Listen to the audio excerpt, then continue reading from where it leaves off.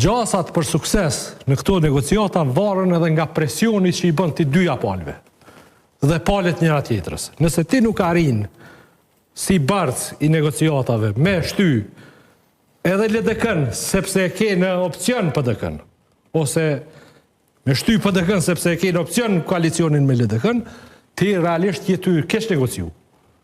Zoti Kurti do t'i dimonte në negociatat e ti, po t'i hapte dy frontet negociatore. Dhe do t'a pengoj, do t'a bëj negociator shumë adopt, po të negocioj vetëm me një subjekt politike dhe të kufizohet e njërit vetëm me këtë. Tash, po kthena veç një minutë te AKE-ja, sepse menoj që e kemi kalu si shpejt edhe nuk ja kemi dhonë rëndësinë e duhur që ati postimi. Unë i lexova 6 kushtet e AKE-s. Unë nuk menoj që janë shumë problematike më negociu, sepse njërin prej tyre që është më i vështiri, do mos do keme negociu, sepse është kushti të gjitha subjekteve opozitare, që është gazi amerikan. Çështje tjera përbes janë të diskutueshme. Jo më domosdoshme. Madje për shembull pavarësia energjetike. Përbes nuk e kisha votuar në qeveri që nuk menon për pavarësi energjetike.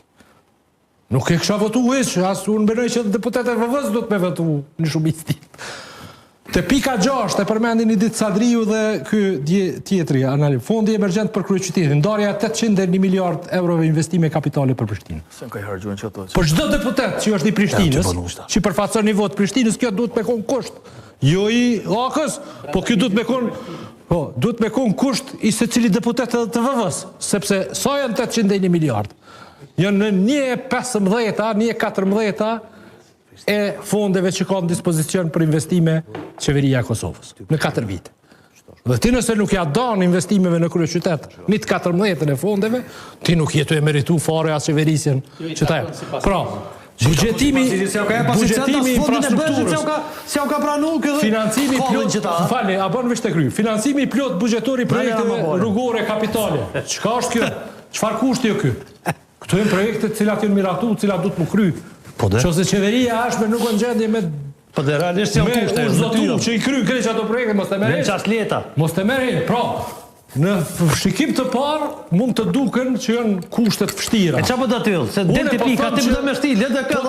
Po tisha në zyrën e VV-s. Do të sugjeroja. Ka zona çfarë do të voti. Po tisha në zyrën e VV-s, do të sugjeroja që negociatat e para të insistoja me Ardianxhinin me bu. Sepse këto nuk janë më të vështira. S'ki nevojë me bëni negociata me to. Veç i thuj plotësoj çdo gjashtë. As në participim në qeveri.